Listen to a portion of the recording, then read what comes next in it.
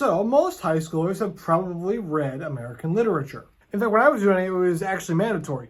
My entire junior year was basically made up of American history. And well, I had to read a lot of American literature. And when you think about it, there's probably a few names that come to mind.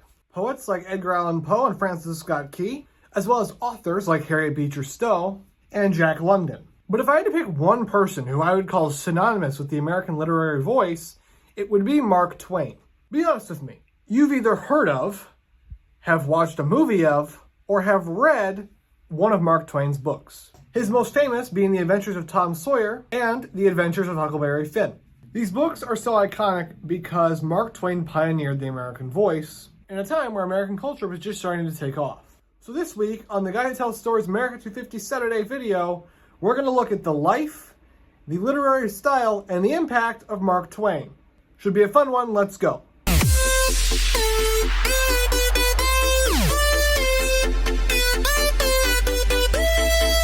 Hello people, I'm back with another long form video. Today we're going to be talking about Mark Twain. Usually I don't do biographies, but I feel like Mark Twain's biography might be a little bit more interesting than usual, so let's start that first. So Samuel Clemens was born in 1835, Missouri. His house was near the Mississippi River, so naturally he saw a lot of riverboats, and that'll become important in just a second. Missouri was also technically part of the American South, meaning that he did witness slavery firsthand. And if things are starting to sound familiar, I'm sure it's not that hard to realize that a lot of the books that Mark Twain wrote trace back to childhood experiences he had on the Mississippi River. In some form or another, that is. I'm not saying everything that happened in his books is canon to his life, but there was inspiration from some of his early childhood. A lot of his most famous stories take place in a Riverside, Missouri setting, so it's not hard to see where that came from. His hometown was the foundation for his imagination. I know that sounds like a little kid TV show slogan. I'm not going to do that again. So back to riverboats. Mark Twain was fascinated with them. So when he grew up, that's what he wanted to do. He wanted to pilot riverboats. And so, for a good little bit of time, he worked as a riverboat pilot, which is interesting for a number of reasons. So in those days, riverboat pilots were thought of pretty highly. It was a well-paying job, although it tended to be pretty dangerous because, as we know, the Mississippi is not the friendliest of rivers. Especially in pre-Civil War Mississippi, being a riverboat pilot was quite the prestigious job.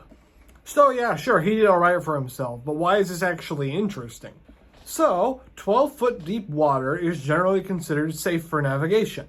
Being a riverboat pilot, that's an important term. But what's an easier way to say 12 foot deep? It became known as the Mark Twain, Mark for measurement, and Twain for the number 2, meaning 12 foot deep. So the terminology for 12 foot deep river was a Mark Twain. And that was Samuel Clemens' pen name. Now, knowingly or not, he picked it up right here from his riverboat job. And so that's how the term for 12 foot deep water would become synonymous with one of America's most famous writers. So then the Civil War came and the Mississippi was more or less shut down.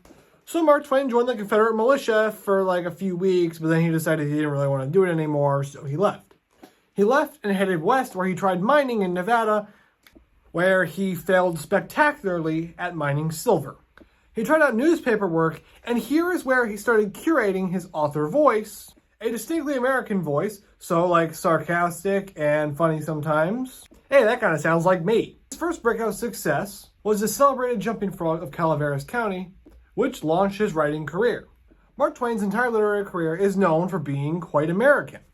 While a few true American books had been maybe written, or poems had maybe been written at the time, most American literature either sounded like it was British or was derived very heavily off of British ideas. So Mark Twain is often credited with writing one of the first real American novels, Huckleberry Finn, and he did it again in The Adventures of Tom Sawyer.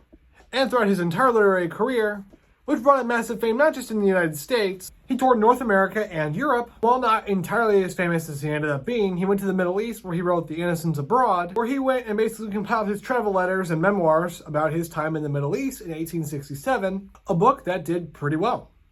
Mark Twain was an international celebrity in his life. People paid for tickets to just see him talk. He was a very early version of an American celebrity. Despite his fame, towards the end of his life, he became increasingly more cynical Slightly more darker, and I wouldn't say depressed, but definitely not quite as cheerful as he had been in previous times. Nonetheless, still keeping his classic American voice, just used in a slightly different way. So I really just realized after finishing the first section that I actually did part 1 and 2 of this video in the same little bit, and I didn't even know it. So I guess we only have one part left to do, since I covered his life and his literary voice. Meaning that all I have left to do is talk about the impact of Mark Twain. So let's do that, I guess. So I would have to imagine that if you're an author who's still being talked about 100 plus years after your life, you must have had a pretty big impact. And Mark Twain's impact was being one of the first Americans to write like Americans actually talked. Sounds simple now. I mean, you could just go ahead and write on a page any dialogue and it would sound like American, assuming you're American. But back then, a lot of the dialogue was really proper and sophisticated and European. But in, for instance, Huckleberry Finn, Mark Twain made him sound exactly like how a Missouri kid would sound. And so what that did is it changed the scope of what literature could be. Suddenly, any character could be compelling and be the main character of any literary work. Serious novels now had a whole new load of voices that they could give their characters that had never been done before. He also got a chance to show the world the real United States of America, capturing it exactly how it existed without idealization or patriotism or anything, which I still think is perfectly good and fine and should be encouraged in today's storytelling, but nonetheless, he did something that had not been done really before. Writing, sometimes about not so glamorous things, but still making a compelling story out of it. Ernest Hemingway famously wrote that all modern American literature comes from Mark Twain. And while that's quite a bit of an exaggeration, at the same time, lots of writers were inspired by his exact kind of voice. And one of his most interesting impacts has to do with the fact that he lived from small country to industrial superpower in American history.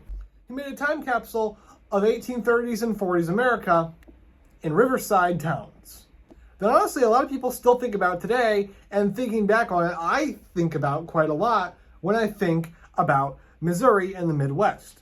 A bit of a mythological America, if you will, that has since gone by. And this has been done by many authors who were not American, but Mark Twain was one of the first Americans to do this, and to show the world that American culture can produce literature and culture that is worthy to be revered for generations. And so when you think about American literature, one of the first names that comes to mind is Mark Twain, because his voice kicked off the start of many other American voices who would go on to become literary celebrities, like we're going to take a look at this week.